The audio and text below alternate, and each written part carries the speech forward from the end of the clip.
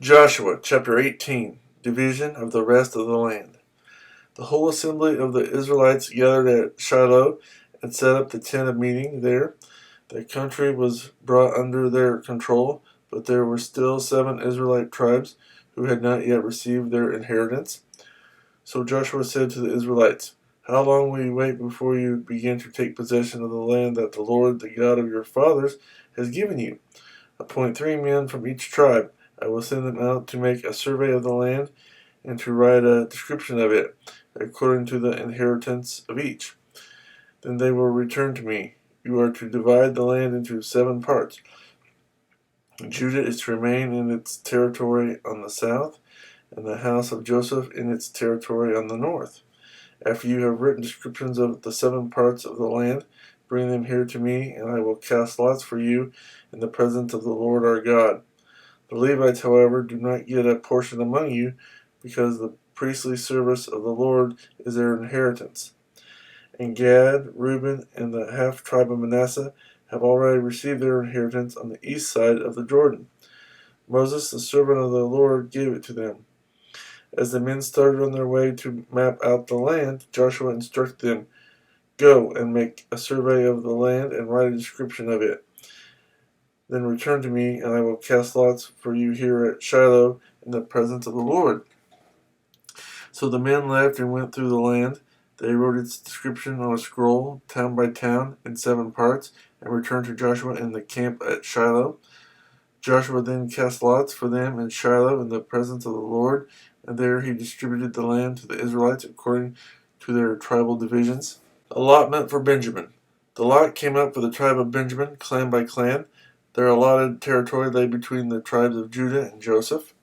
On the north side, their boundary began at the Jordan, passed the northern slope of Jericho, and headed west into the hill country, coming out at the desert of Beth-aven. From there it crossed to the south slope of Luz, that is, Bethel, and went down to Adaroth, Adar, on the hill south of lower Beth Horon. From the hill facing Beth Horon on the south, the boundary turned south along the western side and came out at Kiriath Baal, that is, Kiriath Jearim, a town of the people of Judah that was the western side.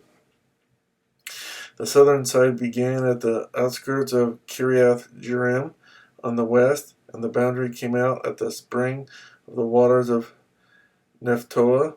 The boundary went down to the foot of the hill facing the valley of Ben Hinnom, north of the valley of Rephaim.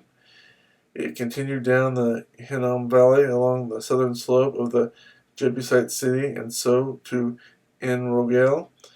It then curved north, went to En Shemesh, continued to Geliloth, which faces the pass of Adamim, and ran down to the stone of Bohan, son of Reuben. It continued to the northern slope of Beth Arabah and on down into the Arabah.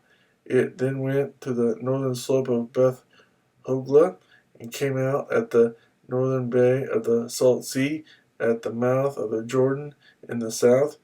This was the southern boundary. The Jordan formed the boundary on the eastern side.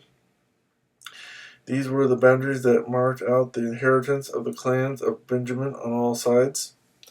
The tribe of Benjamin, clan by clan, had the following cities: Jericho, Beth Hoglah, Emek, Keziz, Beth Arabah, Zemaraim, Bethel, Avim, Para Ophrah, Kephar, Omani, Ophani, and Geba, 12 towns and their villages: Gibeon, Ramah, Beeroth, Mizpah, Kephorah, Moza, Rechem, Irpeel, Teralah, Zelah, Haleph, the Jebusite city, that is Jerusalem, Gibeah, and Kiriath, 14 towns and their villages.